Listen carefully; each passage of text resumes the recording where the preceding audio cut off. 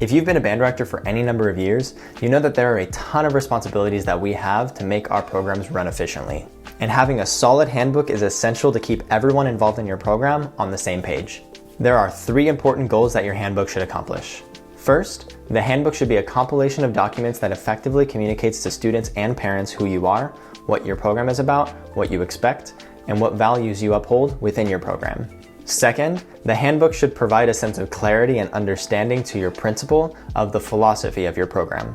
And third, the handbook should act as a contract between you, your students, and your parents or guardians to ensure that expectations, policies, and procedures are met. So here are some of the most important things that I believe should be in your band handbook. The first thing you should have in your band handbook should be a nice cover page that has a school logo and says the name of your school, your program, and your name as the director.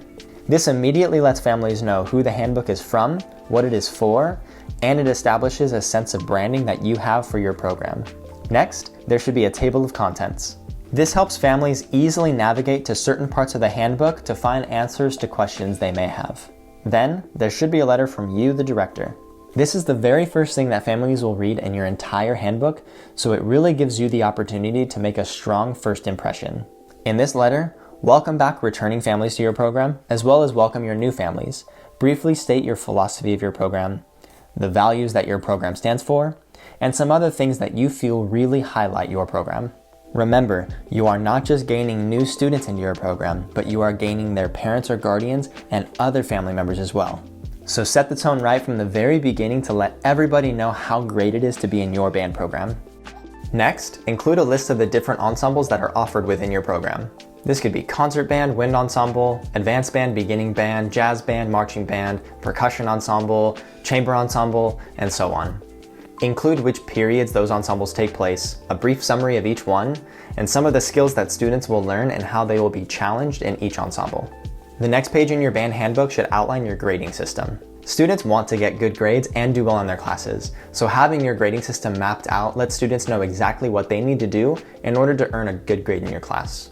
If you choose to use a point-based system, be sure to include point values for things like rehearsals, performances, performance exams, concert reports, etc. Also, be sure to include if tardies or absences will affect grades in any way. After that, include a list of responsibilities, expectations, and policies that your students should adhere to. Being present, on time, and having instruments and music at every rehearsal is a given, but students should always have a pencil with them as well. They should also know how to set up before rehearsal and tear down at the end. If you have a student leadership team, give information on responsibilities for specific roles that students may play. Decide how technology will be used in your classroom, so you have management over things like phones and tablets.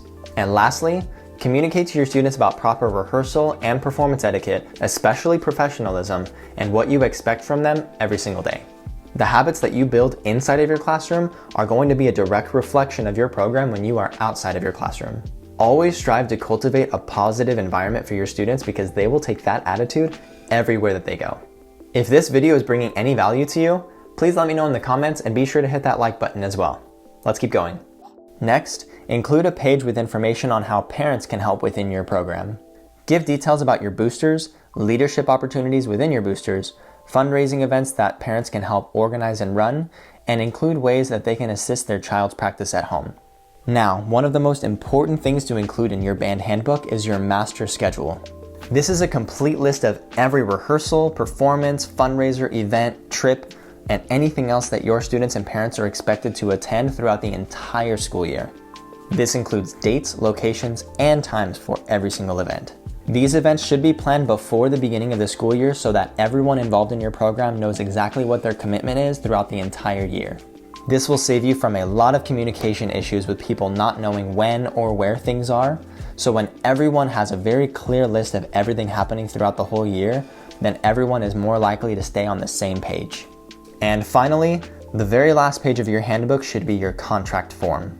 This is where your students and parents or guardians sign, stating that they have read and understand number 1, your expectations that are written in your handbook, and number 2, their commitment throughout the entire year. Be sure to collect these signed forms from your students because if any concerns come up throughout the year about your policies and procedures, you have documentation that points directly back to your handbook, and you have signatures of everyone involved stating that they have read and understood it. Of course, there are tons of other great things to include in your handbook, but I believe these should be at the core of what to include. Let me know in the comments if you include anything that I discussed in this video in your own band handbook, and be sure to share how you present it in your own way. I would also love to hear if there is anything else that you would include that I didn't cover here. Thanks again for watching, and I'll see you all in the next one.